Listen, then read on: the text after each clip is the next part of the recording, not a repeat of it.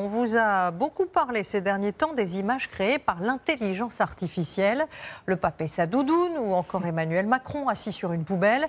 De fausses situations suffisamment grotesques pour être détectées. Mais voilà, cette semaine, on a clairement passé un cap. Bonsoir Samira. Bonsoir Anne-Claire. Cette fois, ce sont des politiques qui ont sciemment cherché à nous manipuler. Tout à fait. Donald Trump défile dans les rues de New York. Il est soutenu par une foule immense. Les drapeaux américains flottent dans l'air. Et tout ça se passe mardi, le jour de son inculpation. C'est tout un symbole, Anne-Claire. Cette photo, elle a été publiée sur Twitter, reprise par son propre fils, Eric Trump.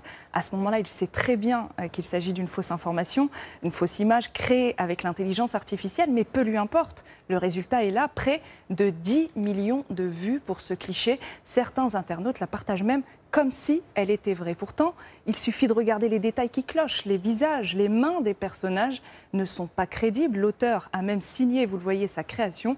En fait, il s'agit d'un soutien connu de l'ex-président américain.